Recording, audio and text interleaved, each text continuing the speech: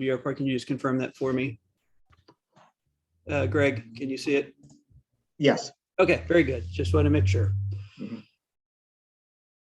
So you should have just seen the pop-up window that says that we're recording this, and if all goes well with recording, then I'll make this available. So for those of who cannot be here tonight, or for those who want to revisit what we're going to talk about, it will be available online in the future. So first, thank you all for coming.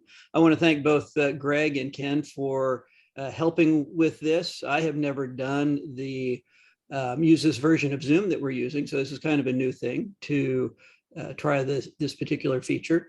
I'd be curious for your feedback once it's all done. If you have thoughts about it, please feel free to send me an email and we'll see how we can improve this for the future.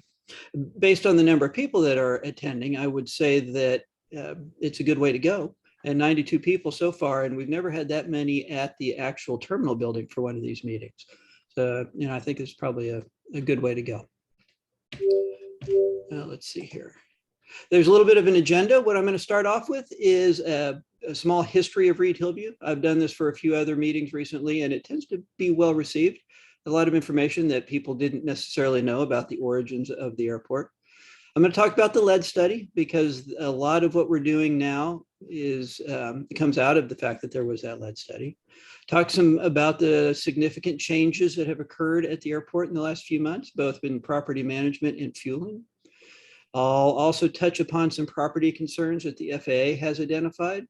And then the final thing we'll discuss is projects that we've got coming up this year. And then there'll be the Q&A. And so there should be a Q&A button on your screen, and you're welcome to put your questions in there at any time.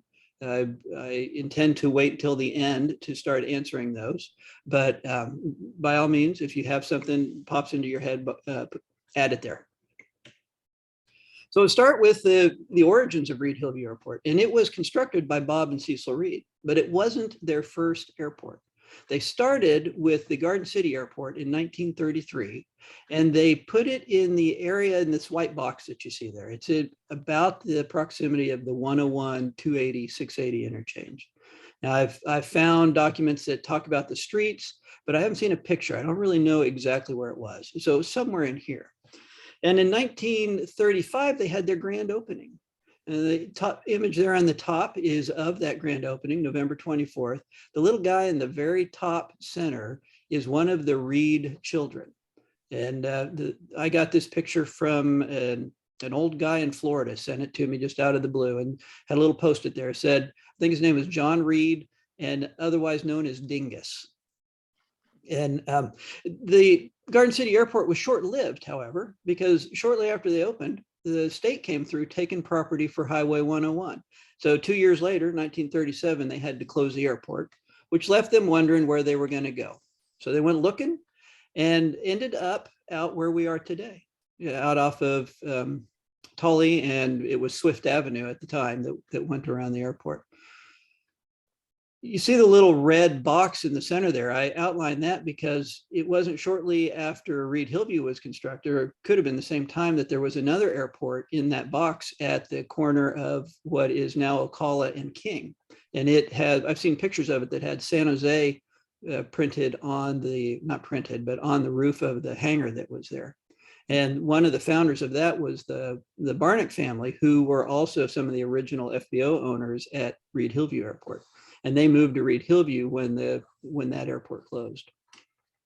In 1939, the Reids settled on the current area for the airport and started construction. When they were done, they had one dirt runway, and they had 17 based aircraft that first year.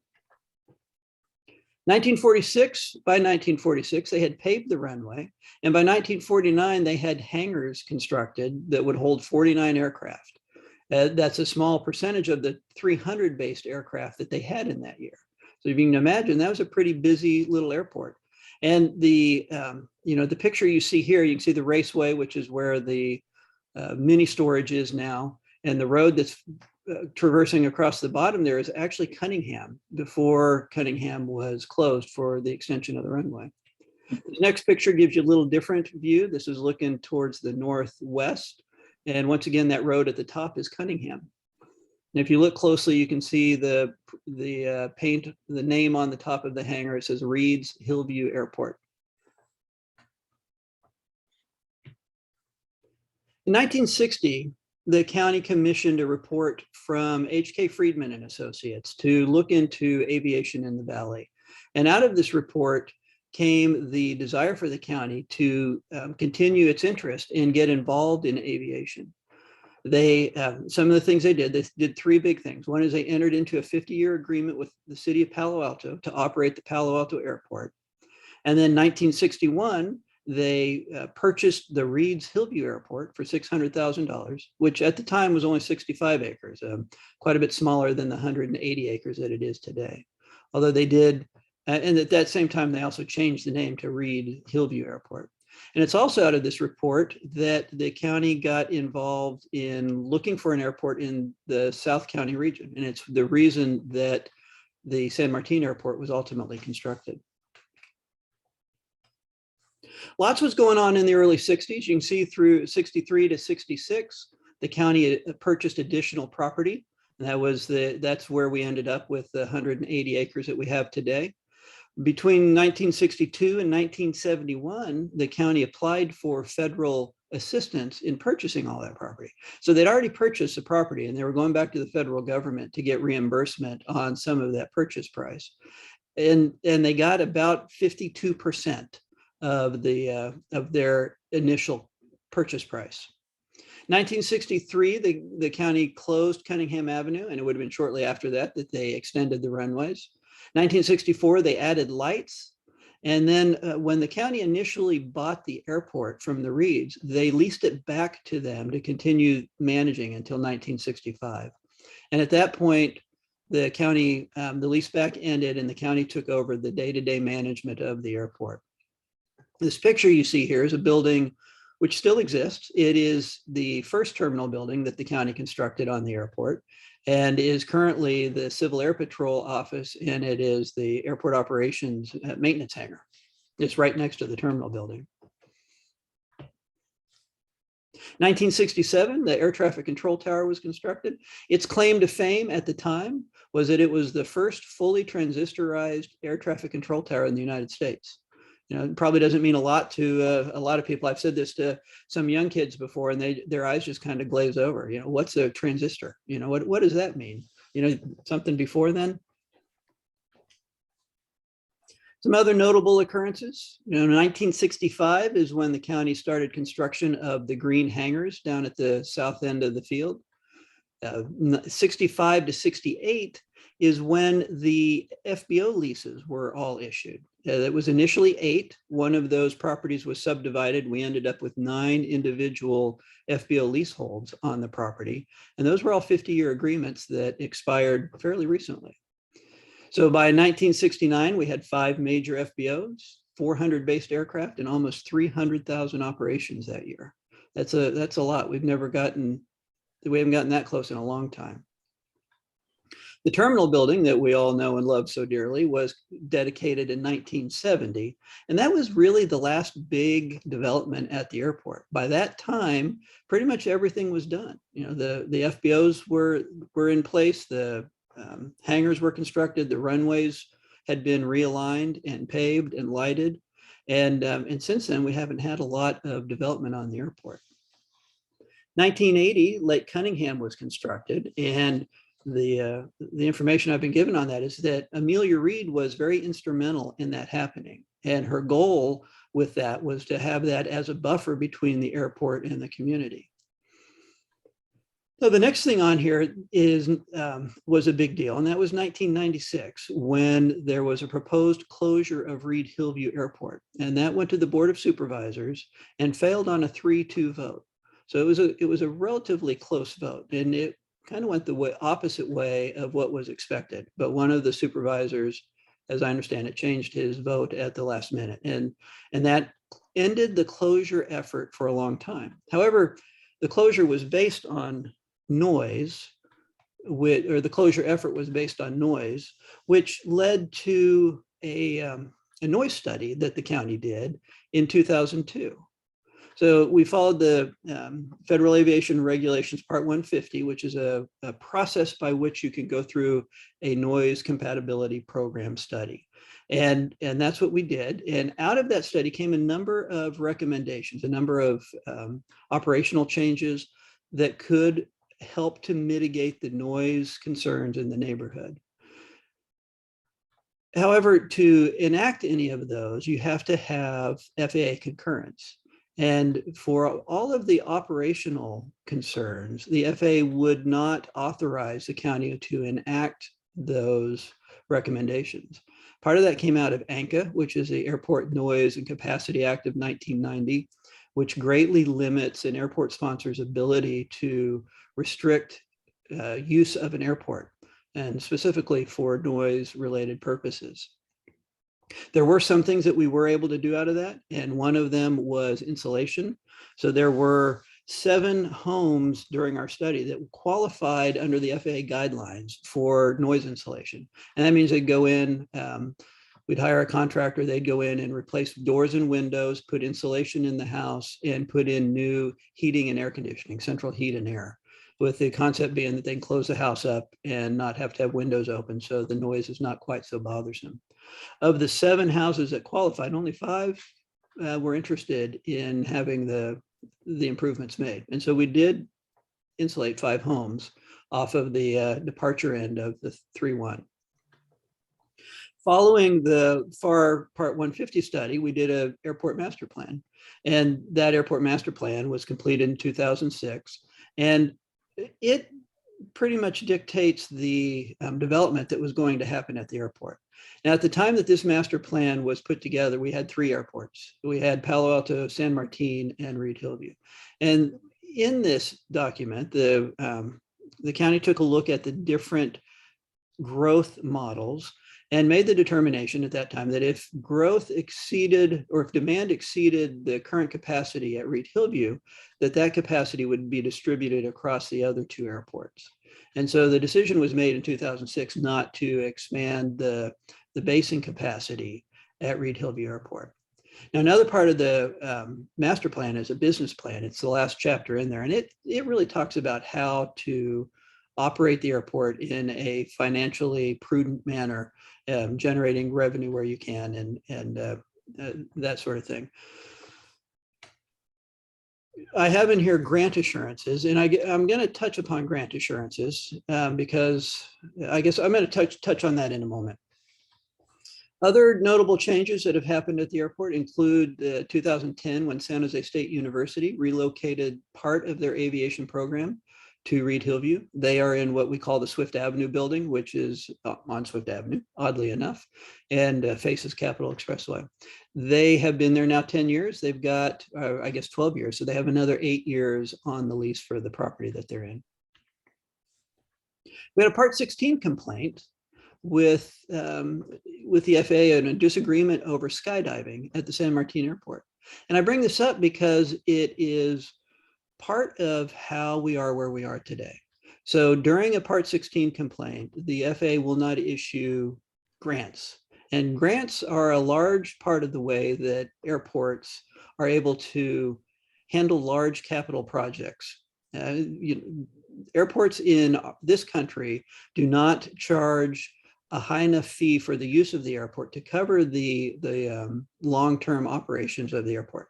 We can recover personnel costs and maintenance, but things like paving a runway and building new taxiways, fixing the lights, and well, really even putting markings on the pavement are frequently out of reach for airports, based solely on what they charge for the use of the airport. So the fees and charges. And the Airport Improvement Program comes along, and you can submit applications to the FAA, and they will usually, depending upon where your project fits in their overall priority, they can pay between 90 and 95% of the cost of the project. And so that's how we pay the runways, and that's how we get the big projects done. Well, during a Part 16 complaint, one of the things the FAA does is withhold grants. And that's a big deal because grants come with assurances, and those assurances, among other things, require that you keep the airport open for 20 years. By taking the money, you agree that you're going to keep the airport open and free, not unencumbered. What's the word? Unrestricted, based on aviation use. So you can't stop, for instance, parachuting from happening on your airport if you've taken a grant, because the FAA looks at parachuting as a aviation activity, and you have to keep your airport open for that. Hot air balloons, gliders, that sort of thing. You have to allow those unless there's some other regulation that stops you. So 2011, Part 16 was filed. 2016, we finally closed that. So we went 5 years there without receiving a grant. And as 2017, so we hadn't accepted a grant for a while, and the county recognized that, well, we've done it this long, we can go a few more years and see what happens with our grant assurances in 20 years. So we'll talk here in a minute about the year 2031, and that's where it comes from. Our last development grant was 2011. In 2031, those grant assurances expire. 2016, one of the other things that we did was take all of the expiration dates for the 9 leaseholds, which you can see in this image, and synchronize them all to expire on December 31st of 2021.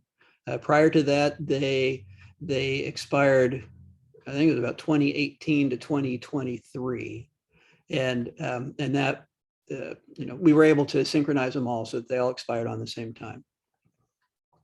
In 2018, we were tasked with putting together a new business plan for the airport. And we came up with a plan that showed a way of operating the airport, financially operating the airport, that would have carried us quite a ways into the future, would have increased revenue. I think it would have met all of the needs of the aviation community, and it would have been a good plan. However, when we took it to the board, the direction that we got was not to implement our business plan, but instead directed to look at alternative uses of the airport. So at this point, the board is interested in looking at what you could do with the airport if it wasn't an airport.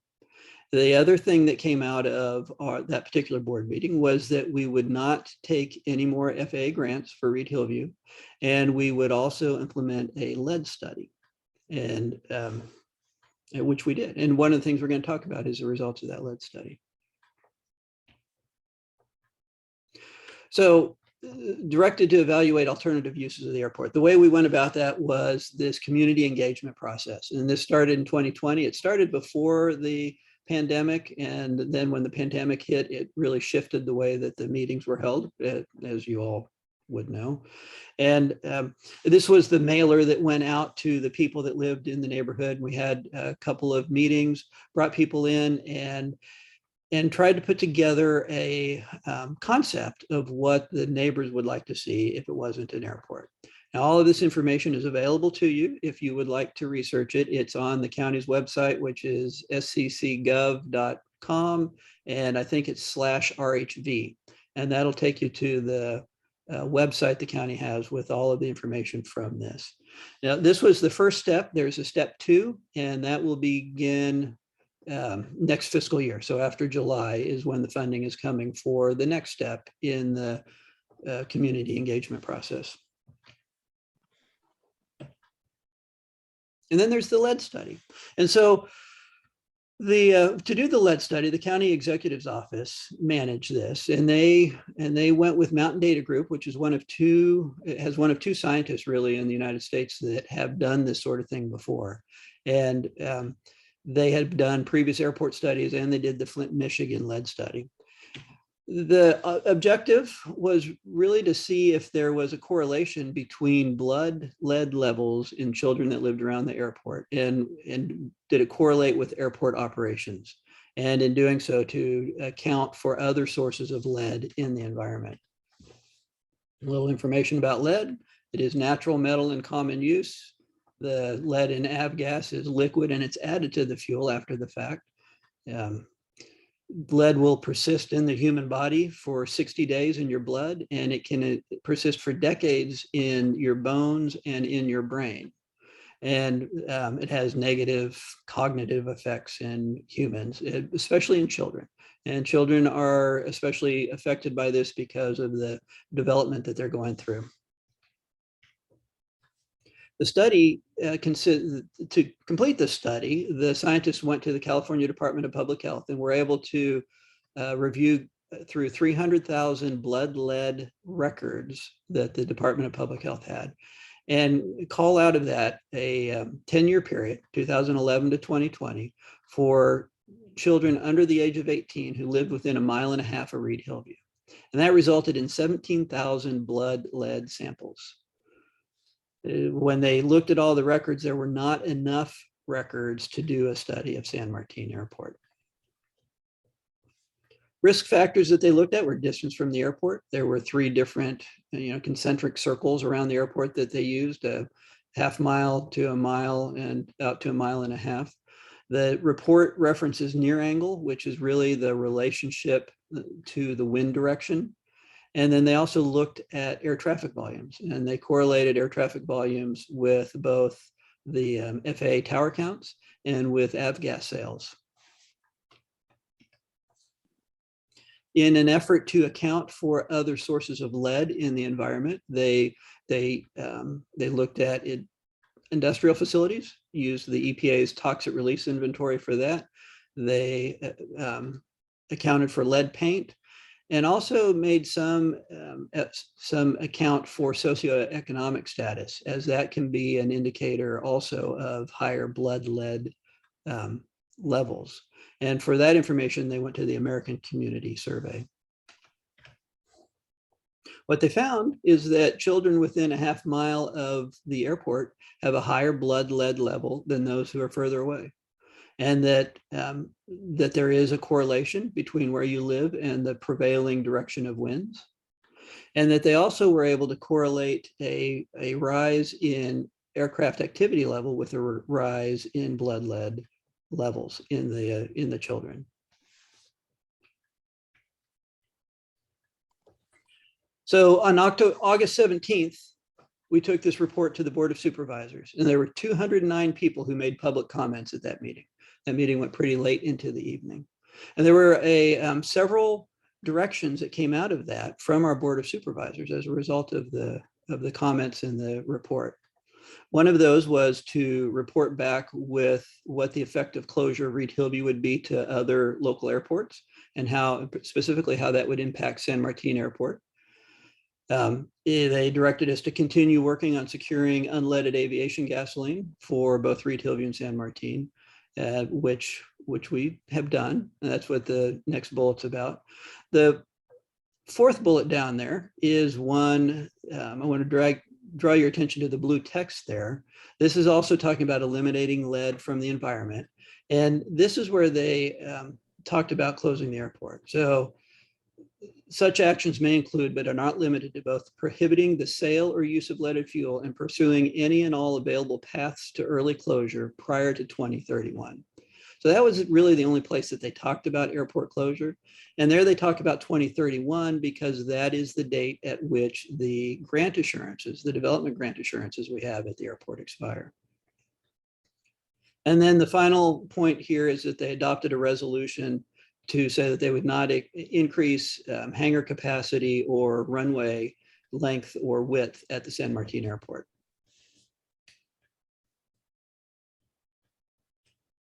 So in 2031, we talked a little bit about this. Development grants have a 20-year life cycle, and our last grant at Reid-Hillview was 2011. Property grants, however, do not expire. And so that could be a challenge for the FAA and for the county to work through, because the county did receive grant funding for purchase of all of the property that makes up Reid-Hillview Airport. So as of January 1st of this year, with all the directions we were given and in the August board meeting of last year, we have issued new 1-year leases to 4 of the 9 existing long-term leaseholders. And in this picture on the right, those are the green boxes. For the yellow boxes, the county allowed those long-term leases to expire and took over management of those. Now, in those cases, the occupant or the owner of the lease was primarily acting as a landlord and was not actively involved in the aviation use of that property. And so the county saw this as an opportunity to take back control of the property, increase revenue flow to the airport, and make some improvements as necessary to the property to try and make it a little better. We were able to issue month-to-month rental agreements for most of the people that were occupying those buildings in the 5 leases we took over. The 4 fuel tanks on the county property, on the FBO property, reverted to county ownership as of January 1 also. And on that left image, you can see the red boxes, and those represent the location of those 4 fuel tanks. Now, the goal there is for the county to ultimately take over all fueling on the airport.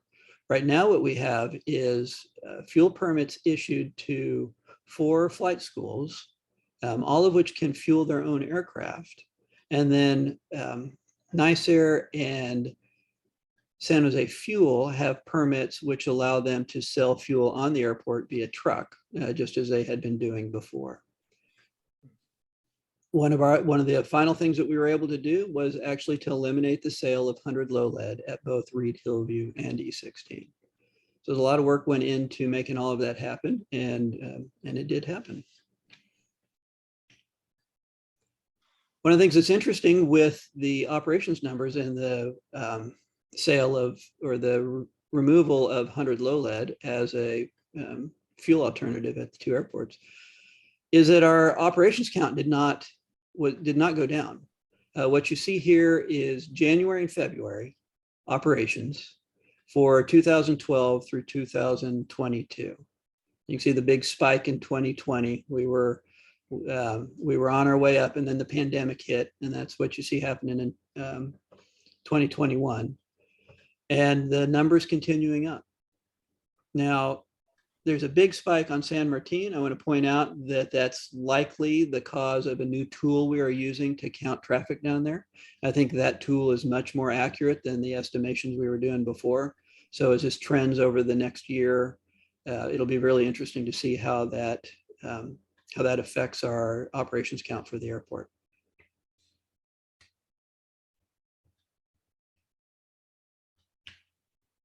So a word about Swift Fuel. So Swift Fuel is the only fuel, avgas, that's available at Reid-Hillview and San Martin Airport. If you want to use it, you must have an STC to do so. Do not go put the gas in your airplane if you don't have that STC. It's good for about 65% of the GA fleet. I think, I don't have the numbers, but I think it's good for a larger percentage of the Reid-Hillview and San Martin fleet because of the efforts that the aircraft owners have made to get those STCs. Like I said, it does require an STC. There's a placard that goes with it, like the one that you see in that image there, that goes on the fuel tank, and that's how you know if your plane can use it. So if you don't have that label, don't put the fuel in your airplane. It does require a sign off by an A&P mechanic, and that's a good thing. I tell you that I bought the STC for my airplane, and then going through the all the modifications that have been made to it, found out that one of the STCs on my airplane prohibited the use of anything lower than 100 low lead fuel. So the website may say that your aircraft is capable, but there may be some other situation for your plane that makes it inappropriate to use that fuel. So if you followed some of the correspondence between the county and the FAA, you know that there are some property issues that the FAA has identified as being non-conforming with the direction the FAA would like to see. The first, of course, is the East Ridge Little League. And East Ridge Little League has been out here since 1973. But I will tell you that it was about a month ago, I sent them a letter that gave them until the end of this month, the end of March, to find another home. So that was a decision that was made because of the lead exposure concerns and also because of the FAA concerns with the use of that property. So beginning April 1st, they will be practicing and playing on other fields. Right now, the county is working on, is assisting them in finding a new location. I know that there was a discussion about that at the board meeting on Tuesday. And I'm not real sure what came of that. I haven't had a chance to review that, but I know that that was on there, and the county is going to help the Little League find a new home. FAA also identified the corner parcel because we have used that for at least the last 24 years. We have rented that out to for use as a pumpkin patch and a Christmas tree. And they identified that as non-standard or non-conforming use. And so this last year, we didn't rent it out for that purpose. I have spoken before about light rail, which is supposed to be coming straight down Capitol Expressway and tying in the East Ridge Transit Center ultimately with BART in Milpitas. The light rail will be running down the center of Capitol Expressway up until where you see this little green box. And at that point, it comes over to the west side of the highway. And that's because as soon as it crosses Tully, it has to start its descent down into the transit center. For that to happen, we need this sliver of property released from the FAA so that we can enter into an agreement with VTA for the use of that property. And so we've been negotiating with the FAA on that for quite some time. And then there's the solar array. That's another use that the FAA has identified as being non-conforming. That went in, I think it was 2015 is when we started the paperwork with the FAA to get the property release to install this. And the solar array was part of a much bigger project the county executed all over the county. And there was a lot of funding involved in that. And after 2 years of back and forth with the FAA on the property release, the funding was at risk, and the county executive finally made the decision to just install the solar panels anyway. And so they've gone in. We do not have a property release as of yet for those.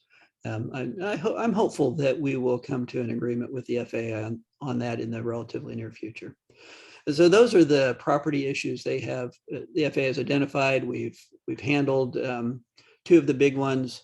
The solar array, I think that we will get somewhere with them in the near future.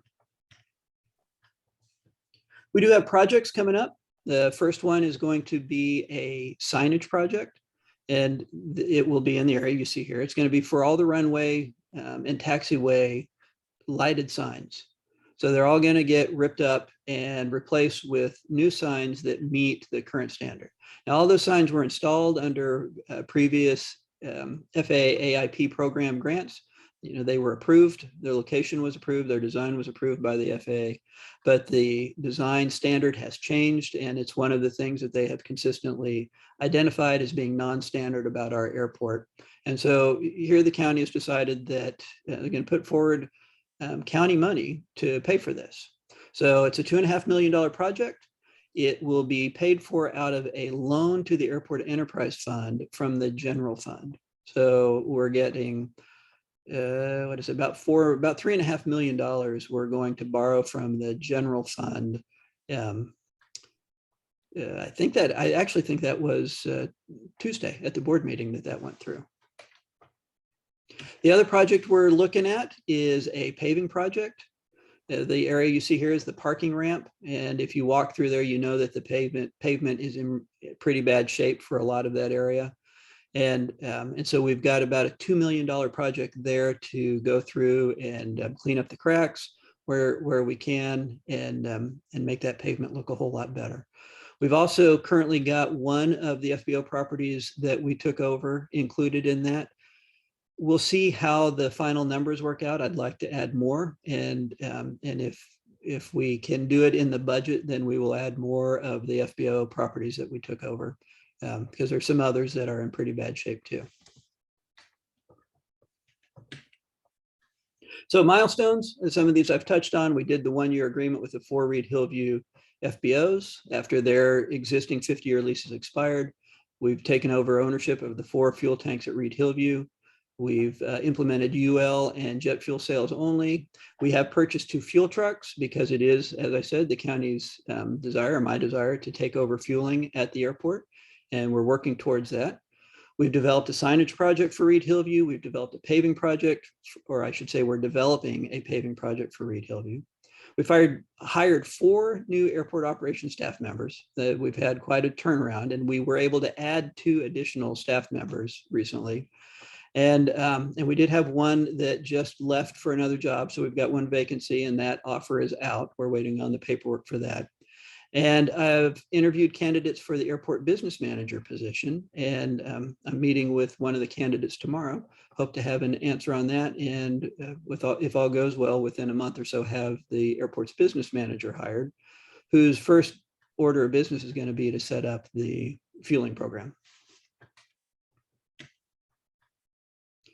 And that concludes my presentation. At this point, I'd be happy to answer any questions you have. I see one here. What does that say? Santa Clara had an action item to have a public peer review of the lead study. Was this ever done? And the answer to that is absolutely. The lead study was a peer review. Study. There were 2 different scientists, I guess, that reviewed it and provided their comments, and their comments were incorporated into the final study, which was the study that was released.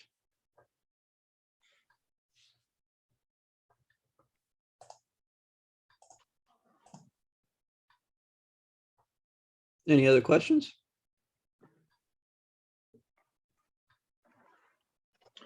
Eric, there were some things in the chat box. If you want to go back and we can address those. Absolutely. I was looking at the Q&A box, which I only see a couple, but I do see it says 46 in chat. Oh, growing.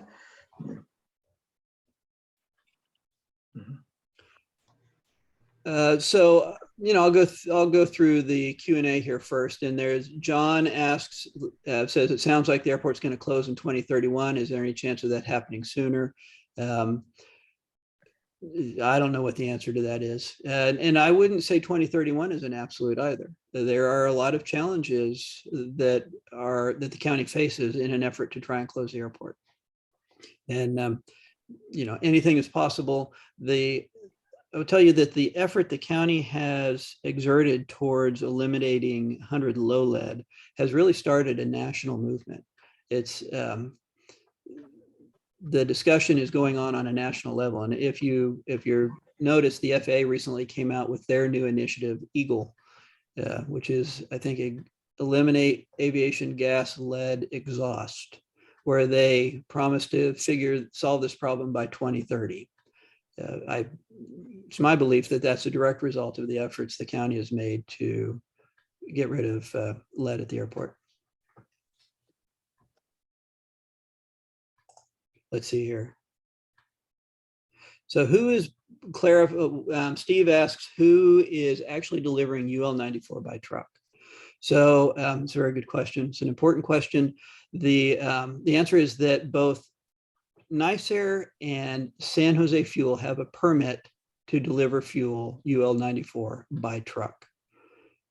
I've heard that they are resistant to doing so for both the staffing level issues and for perceived liability issues with delivering the fuel.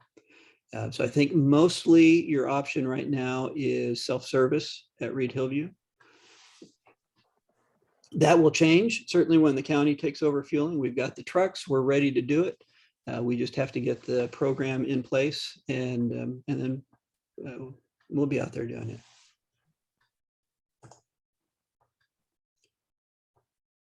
Let me see here. Mohammed asked if we can get more hangars built in the pumpkin patch area. No. As I mentioned, the master plan of 2006 limited our basing capacity what we currently have. So the only way that would happen is if we knocked down existing hangars so that we weren't increasing basing capacity. Jet A continues to be available. That's available through San Jose Fuel. Joel asks how many homes are south and east of airport within 1.5 miles. I don't have those numbers off the top of my head. My guess is that they are embedded in the report itself. It does talk about how many people live in the area. The paving project, I don't have an answer for the date that we're going to start. We're shooting for construction this fall. And that's my hope that, those kinds of things can slide. It really depends upon how big the project is and how submittals come in, that sort of thing. But our goal is to get that done this year.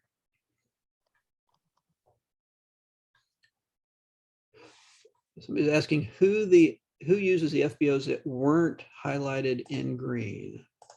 Let's see here.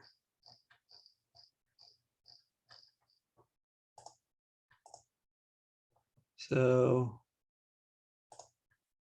the businesses in these yellow boxes, in box 1, there's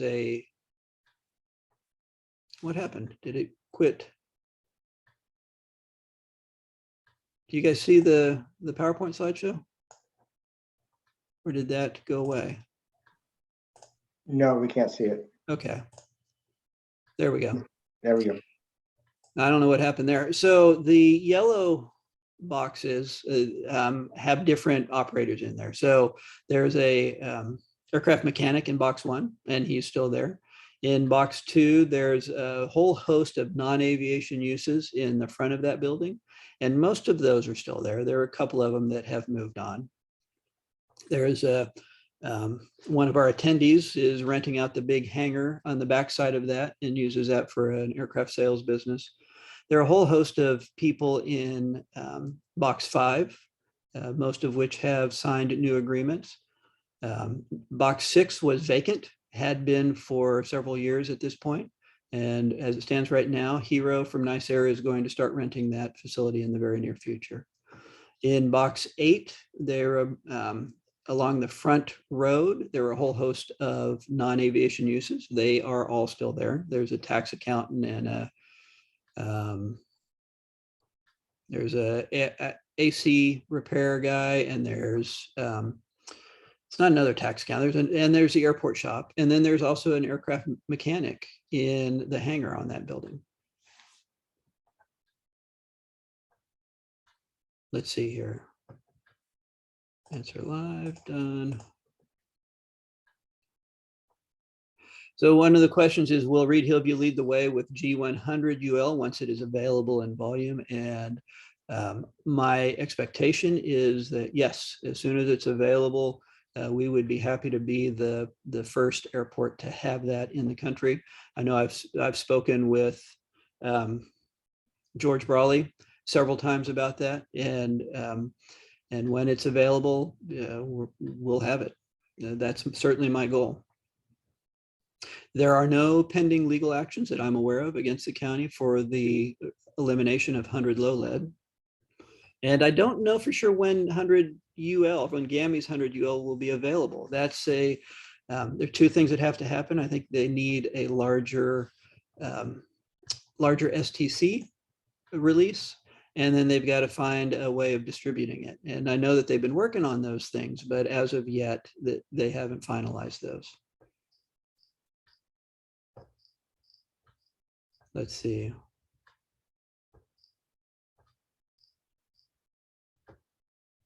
There's a question from Michael McDonald's about the Jacobs engineering study, and he's referring to a ground lead study. So we did hire another consultant who came out and did core samples at both Reid-Hillview and San Martin to evaluate the level of lead in the ground, and that study is not ready. And I don't know when it will be. They should be getting close with that. Let's see here. The question was about why limit the number of hangars at San Martin, and I think that was a concern about the activity.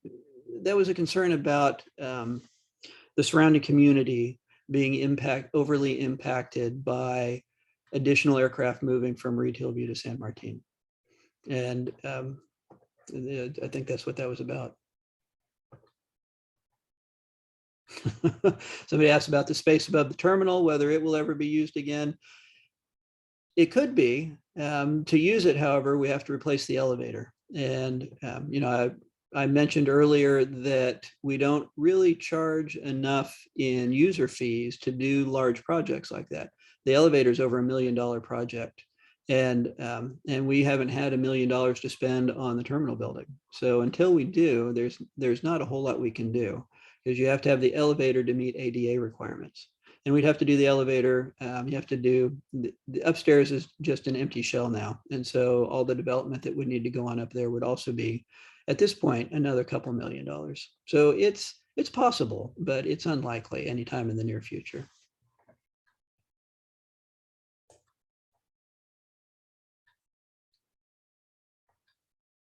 Somebody asked about recent incidents and accidents. It's really been quiet. I think we're very fortunate in that regard. We have very few, especially given the activity level at the airport.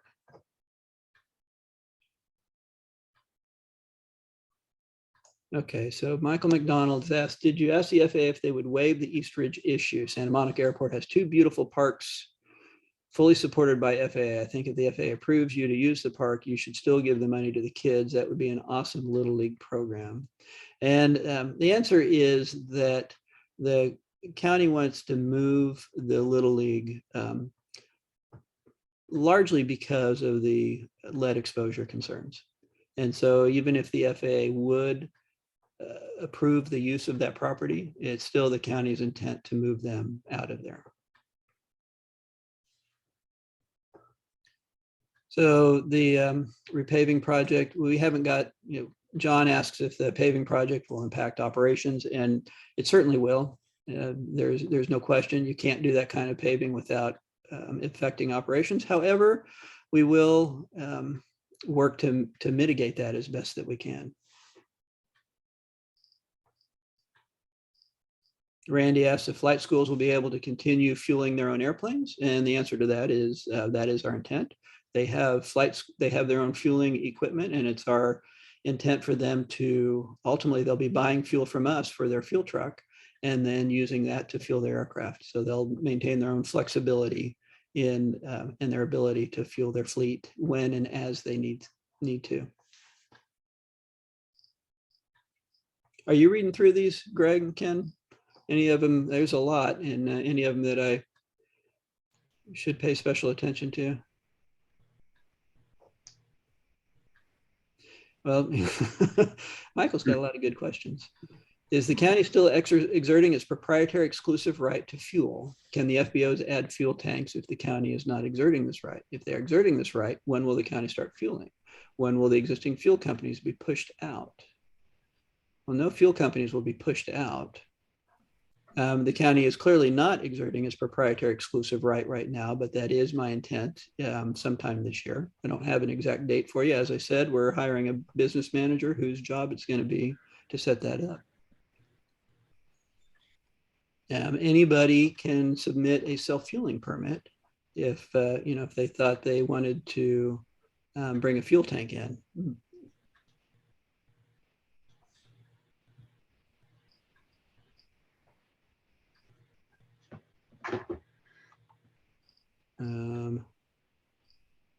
So Diane asks if the runway and taxiway signs will be lighted. Absolutely.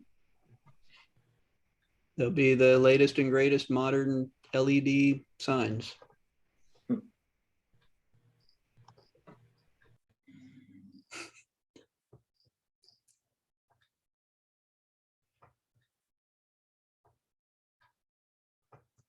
And I don't know, you looking at the, where did it go? The chat, anything? Anybody got their hand raised, want to ask a question? Yeah, most of the questions that were originally on the chat side got moved over to the Q&A side. So I think Okay, covered most of them. okay. So it's 8:05.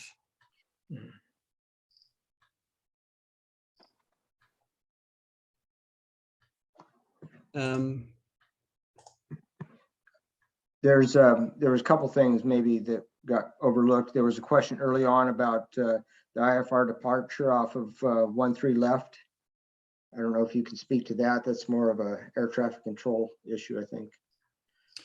13 left. You'll have to, I forget what that issue is. I've heard it.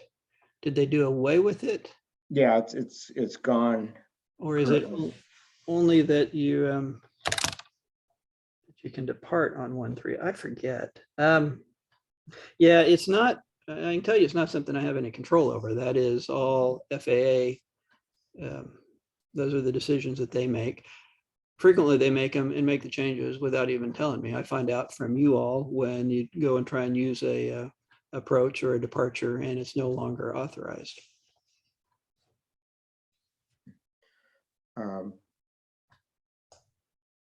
Question at the bottom of the Q&A from John about taxiway Zulu. Will it be lit? There will be no additional lights, runway or taxiway lights included in this project. So the reflectors out there are the best that we get at this time.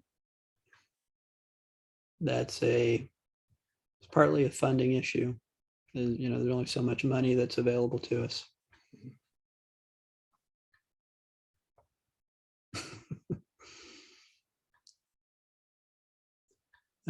Anything else that you see there?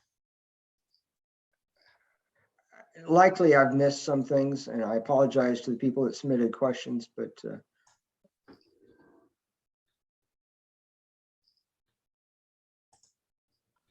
I challenge anybody to find a full ADA compliant elevator for less than $1 million.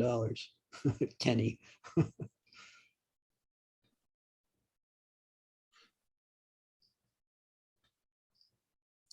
So Matt V asks, are there any plans to boost community involvement and relationship to reverse this push to shut down Reid-Hillview? And I would say that's something that Greg and Walt have been working on with CAPSO and the efforts that CAPSO has made to reach out to the community. And I know there are some other, I believe there's some other plans there. Is that anything that you can speak to, Greg? no, I can't. I'm not as close involved in that as others, like John McGowan and Walt. Okay. Mm-hmm. Well, okay.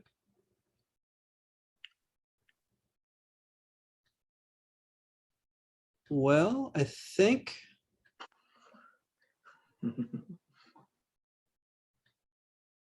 let's see.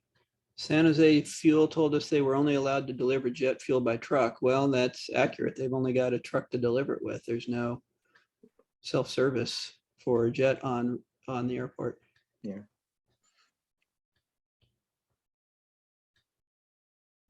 John asks about the transport costs from single refinery in Indiana. And what I can tell you there is that the cost of UL 94 as it stands right now is about the same as the cost of 100 low lead. So there certainly is transportation cost associated with that above what it would cost to bring a tanker load from Richmond. But as it stands right now, Swift is, I would assume they're pricing their product competitively.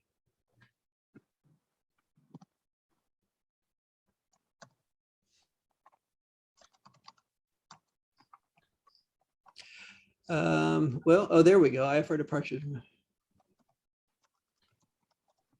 Well, folks, I don't have a whole lot else to add at this point. I want to thank you all for taking the time to come and and listen and provide your comments. We will keep these comments and I'll go through them later. And if I can answer additional questions, I will. I should have each of your email addresses in the registration link. Mhm. So just a brief comment about Wings credit for this. For everyone that registered for this, ideally you, and you want Wings credit, you registered with your email address that you have registered with FAAsafety.gov. I will make a best effort tomorrow to try to enter people's registration information, and so that you do get credit. All right. Well, thank you all very much. Yeah. I think this concludes the meeting. Thank you, Eric, and thank you, Ken, for your support and everything you do at the county. Thank you, you. everyone. See you all.